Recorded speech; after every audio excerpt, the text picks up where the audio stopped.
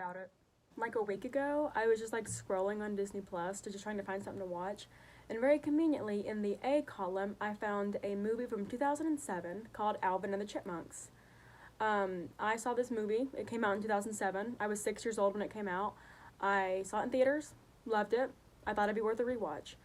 And when I watched it, I remember thinking, like, I was with my boyfriend, and we kind of looked at each other, and we were like, this movie has some really weird themes. This has some really, like, interesting concepts. And he was like, it feels like capitalism. And I was like, it does, doesn't it? So I thought it was worth the rewatch, which I did. And I took a bunch of notes, and the name of these notes are Alvin and the Chipmunks, a scathing critique of Western capitalism.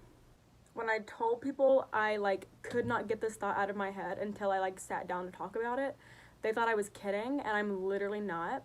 So I want to be clear that I'm only focusing on the first installment of the tetralogy, because that's the only one that makes this kind of commentary on, like, society. So I'm just gonna, like, go through the movie kind of, like, scene by scene and just kind of break it down and kind of explain these Marxist themes that I felt coming through in it. As a child, you don't notice, but as an adult, it becomes, like, overtly obvious.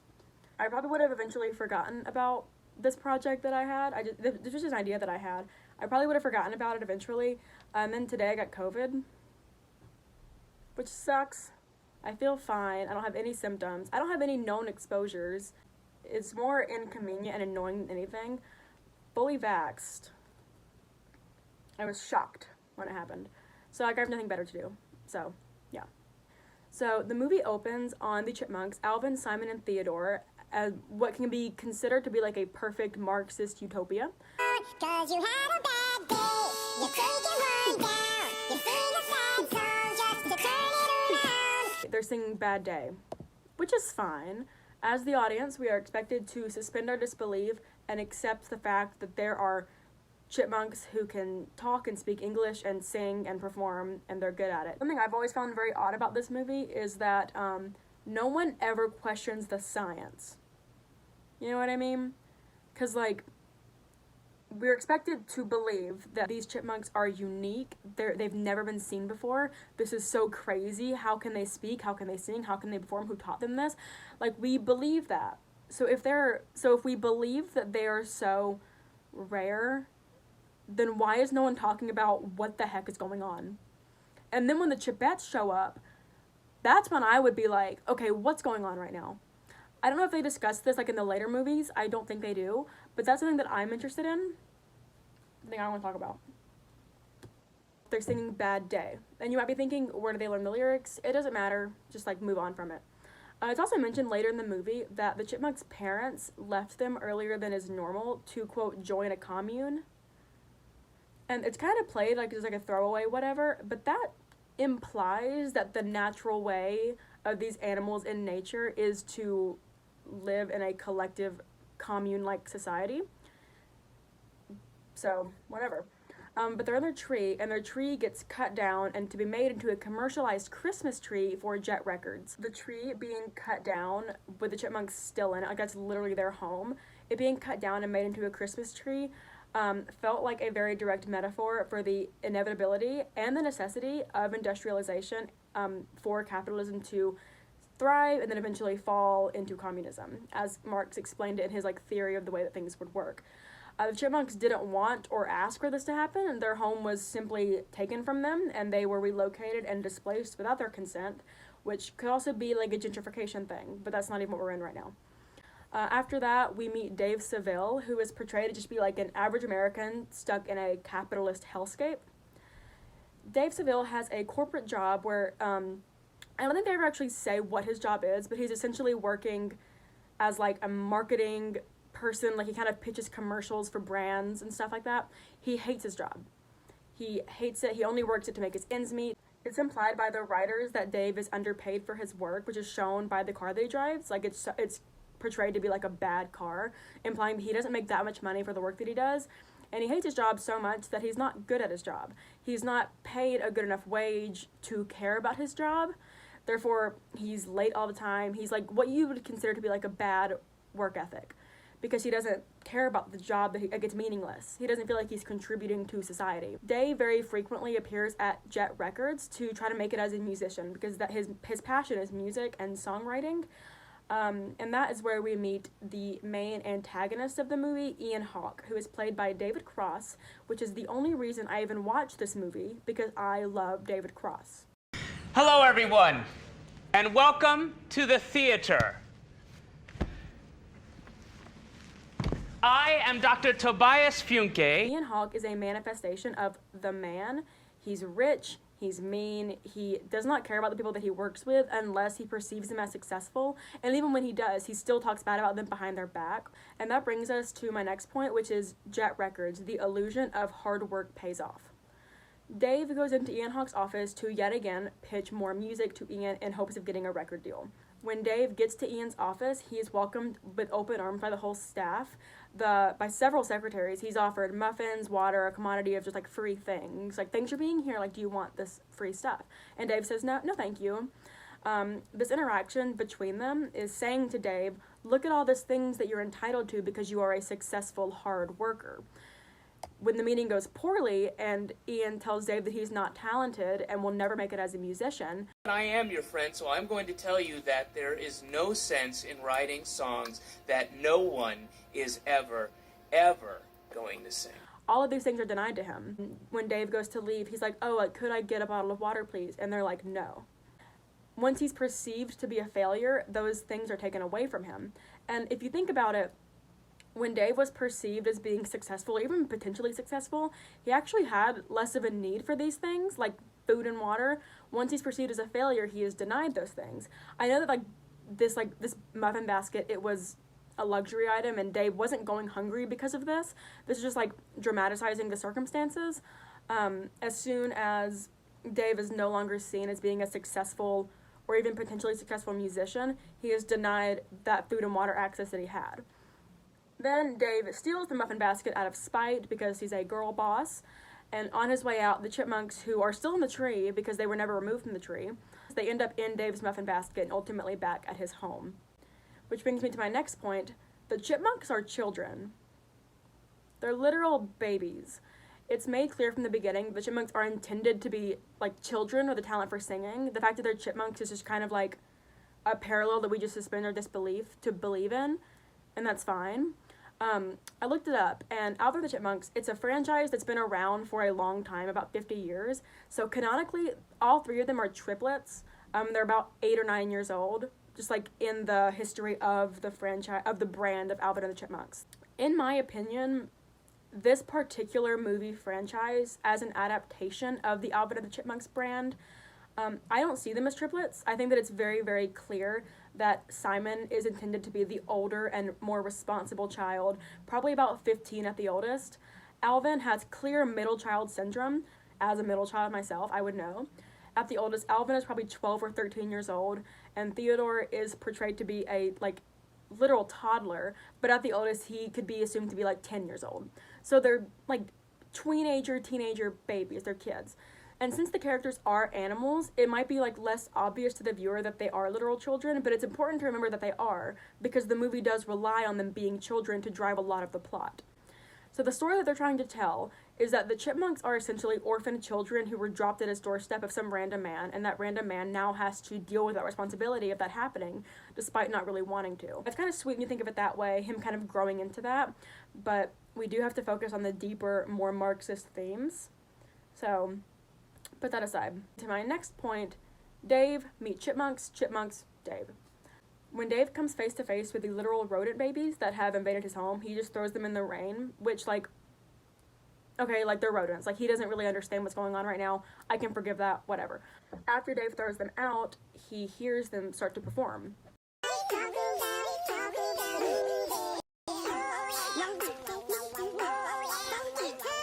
Here, everyone inside. And he is like, whoa. You guys can stay now. You guys come on in.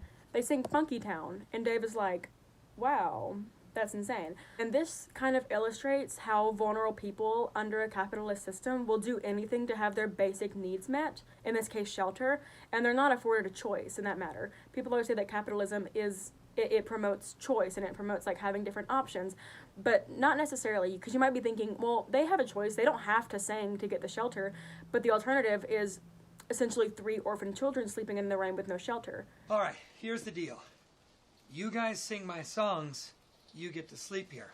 It's not a real choice if it can be considered to be a choice at all, which happens a lot under capitalism. And yes, they're animals, and they probably should be able to survive in nature, but we as the audience are expected to equate the chipmunks with real, actual children. Because if they were just animals and they could live in the wild, then why would they even care to, like, stay inside? And that showed that they didn't really have a choice, which is something that happens to a lot of people under a globalist capitalist system. Next is like a really interesting theme. I call this the turn of Dave Seville. So before the Chipmunks, BC as one might say, Dave is portrayed to be a victim of the system, an inconsequential cog in the machine, and he's essentially seen to be a member of the proletariat working class. After Dave realizes the commercial appeal and potential profitability of these children that have been dropped on his doorstep, his tune changes a little bit. He brings the Chipmunks back to Ian Hawke to show off like his new product. It goes badly, the Chipmunks get stage fright and they don't perform, whatever. And that is when Dave threatens to kick them out. Or like he wants to kick them out. And he writes them a note, and it's a sweet note, and the note says something like, I'm sorry this had to happen, like, but like I can't do this anymore. And he ends up throwing it on the ground in a good old Chekhov's note fashion, because that'll come back up later. That night though, the Chipmunks do sneak out to perform for Ian to kind of like prove themselves to Dave. Also known as like working really, really, really hard just to have somewhere to live, which happens a lot under the system. Welcome to Jett Records. Once this works, Dave hears the music on the radio and he realizes that he's officially made as a songwriter and he has this brand that he can do whatever he wants with. He expects the Chipmunks to perform, and they're hardly compensated at all because they're children. They're provided with food, water, shelter, very few luxuries. Dave is nice to them. I'm not saying that Dave is like evil, but they're doing a lot of work and they're being compensated not fairly at all. He doesn't even consider them to have any relationship with him besides a corporate one. Yeah, you're our only friend. No. Let's not get ahead of ourselves here. He doesn't even get them like a Christmas gift that a child would appreciate. He gets them like stocks and bonds, but they're kids. And that's not crucial to a healthy relationship, but when they're the one thing standing between Dave and his dreams, it wouldn't kill them to treat these children as children on Christmas. Especially when those children do see him as a father, and they're very vocal about telling Dave that they see him as a father, and Dave is always like, I'm not your dad.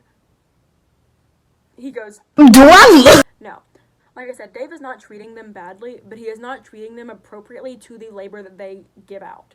So even if we put the child labor aside... I can excuse racism, but I draw the line at animal cruelty. You can excuse racism. So, what brings... They're still working as working musicians, and they're not being treated fairly because of it. But also, on the other hand, they're also children, so it's also like a child labor thing, but that's not addressed, so it's whatever. Dave views the Chipmunks as commodities only, maybe friends, but even that would be a stretch. Very quickly, Dave has shifted from a proletariat working man to a bourgeois man. Which brings us to Dave's new relationship to Ian. After the Chipmunks, some would say AC, Dave obviously has a new relationship with Ian Hawke. And I kind of made this analogy to kind of like illustrate it in the right way. So consider the following. Consider the following. The Chipmunks are the working class. Dave Seville is a millionaire. And Ian Hawke is a billionaire. So Dave Seville is like a really successful doctor. And Ian Hawke is like Jeff Bezos, for example. Dave now considers himself to be on a similar level as Ian Hawke, but it's very clear to us as the audience that Ian still holds the majority of the power and the capital. Dave considers Ian to be a colleague of equal value, while Ian considers Dave to be a stupid employee who has one thing standing in his way, the physical ownership of the Chipmunks. He is in charge of them, he has full custody, whatever. So therefore, Ian having all this power but missing one crucial piece, Ian starts to see Dave as this roadblock to the ultimate commercialization of the Chipmunks brand. For example, there's that one scene where Ian's like, look, we made Chipmunks action figures. And Dave was like, that doesn't even look like Alvin. And he's like, it doesn't matter. So according to Ian, the capital is not coming as quickly as he would like because Dave is still preserving some kind of vested interest in the well-being of the workers. I would argue that their situation with Dave is unethical in like a billion different ways, but compared to Ian's plans and how Ian would have it if he had his way, it's very clear that Dave does care about them to some extent. Therefore, Ian eliminates Dave as any sort of competition that would hinder making him more money in the fastest possible way. He lures the Chipmunks into his arms with promises of toys, candy, freedom. He gaslights them and manipulates them, their very vulnerable child minds, to convince them that their father figure, Dave, hates them and doesn't value them. He says that, did you guys know that Dave calls you guys rats? Which just isn't true. He's saying this to manipulate them. This is a very common trope in children's media, I think, where the promise of, I do have one rule. That there are no it's initially enticing to the children at first, but the lesson ultimately is that children's need and want structure, and that enticement ultimately fails. That whole, there are no rules, they don't want that forever. Like, that's the trope, and that's kind of what they're doing here. Which brings us to the transformation of the Chipmunks brand. We then see the Chipmunks when they're fully under the umbrella of Ian Hawke. Crunchy Nibbles, your pet will love them. Cut. We see them to be overworked, and it's very clear that they're sick, and they're medically advised to not perform. The doctor checks them out and says, you guys cannot perform, it's not healthy, it'll hurt you. And she tells Ian this, and Ian has two options that we see a lot under the capitalist system, especially in a pandemic when a lot of workers are very sick and are medically unable to work. There's a long-term solution, which is essentially letting the Chipmunks rest for now. Then they can ultimately do better work for longer. Yes, you may lose this one concert, you may lose the money from this one show. However, when they feel better, you'll be able to go longer. The short-term solution, on the other hand, is to make them do it anyways, even while they're sick, despite this likely resulting in low-quality work. And this illustrates the treatment of the working class as commodities. For example, if you shop, say, on Shein, the fast fashion website, you can get a lot of things for very cheap, but we also assume that the quality of it is not going to be great because not a lot of resources went into the workers. So, for example, like if Shein is like if that's the brand we're focusing on for the analogy, the long-term solution would be pay the workers more, give them better working conditions. The prices will go up, however, they'll be able to produce higher quality materials for longer. The short-term solution in that same analogy would be to pay them very, very little, exploit the fact that they don't have any other option. They have to do something to make some kind of ends meet, and therefore the work will not be as high quality. That's kind of what's happening right now with the Chipmunks. Ian, like most global capitalists, choose the short-term solution, telling them just lip-sync the performance, it'll be okay, that's what everyone does, don't worry about it. Around this time, the Chipmunks start to realize we don't like having no rules. We miss Dave, we miss having the structure, we miss having the authority figure because we're kids and we need that. So they want Dave back. And during the performance, Dave rescues them, he refers to them as his family, and it's everything goes back to normal and it's like a happy ending. Or is it? The movie ends on a happy note. The Chipmunks are back with Dave. They still get to be famous, but they also get their happy family life as well. And as the audience, you're supposed to be like, woo, bad guy goes bad.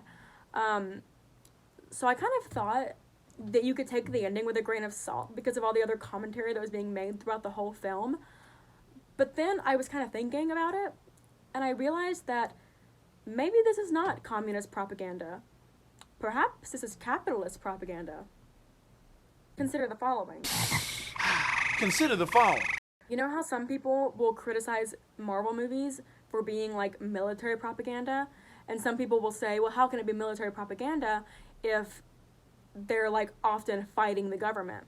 And the argument back to that is, well, they're fighting, like, the way the Marvel movies are set up sometimes is that the government is found out to be corrupt, and then by the end of the movie, the corrupt person loses, and then everything goes back to normal. So that's why that can be seen as like propaganda for the government or for the military, because it says that like when things are bad in the system, they will get weeded out and things will go back to normal and it will be okay. The movie ends in a very traditional happy ending. They get to be famous, they get their family. That doesn't change the fact that there are still children being exploited for profit, and they're only getting their very basic needs met in return. This is a great example of capitalist media critiquing itself, because ending the critique by saying the bad guy got what he deserved and everything is back to normal, and the normal is actually good because that's what we wanted all along. Ian loses his job. okay, good, the bad guy is gone. Now everything is okay. Even though it's back to the way that it was before, really. Because we still exist under the umbrella of the system itself. That was not dismantled in a way that it probably should have been. If the movie ends under the same capitalist system that it began in, that's fine. I can accept that as a viewer, but I can also expect them to be compensated fairly as a musician might be. Not just they get to live their normal lives and it's fine and it's fun. That being said, maybe the communist propaganda was the friends we made along the way. Like I said, I have had this, like, idea rattling my brain for, like, the last week or so, and I knew that I was not going to be able to get it out of my brain unless I just sat down and talked about it, and that's what this is. This is not anything more than that. I just wanted to talk about this movie and the way that I understood it when I watched it as an adult. I'm a political science major, so that means that I'm super annoying, and it also means that I critique children's films in ways that, like, probably was not intended. Something else that disturbs me about this movie, just, like, in general, is, towards the, like right when Ian finds out that, like, they really can sing and they start to become famous, Ian tells Dave, put some clothes on them, it's disturbing, which, true. So they wear clothes, whatever. They don't wear pants, though. Like, they're kind of Winnie the Poohing themselves out there, which is fine, except for when it's, once again, implied that there is something they need to be covering up. The fact that they're not covering up everything is, like, disturbing to me. And it's even more disturbing with the Chipettes. For some reason, I don't know why it's more disturbing to me, but it just is. Like, if we're gonna say that they need to be covered up in some way, I assume they would need to be covered up in all the ways, but they're just not, and that's just, like, upsetting to me. Also, just, like, real quick, can we talk about the cast of this movie? Including, I'm actually gonna look up the cast of The Squeakquel, which is where you meet the Chipettes. Let me find it. Because this is a very star-studded film. What's the budget on this? The budget for The Squeakquel was $70 million, and the box office was $443 million, which is literally insane. Like, if you think about it, like, this second movie came out in 2009. Like, I feel like the CGI is pretty good for, like, a 2009 movie.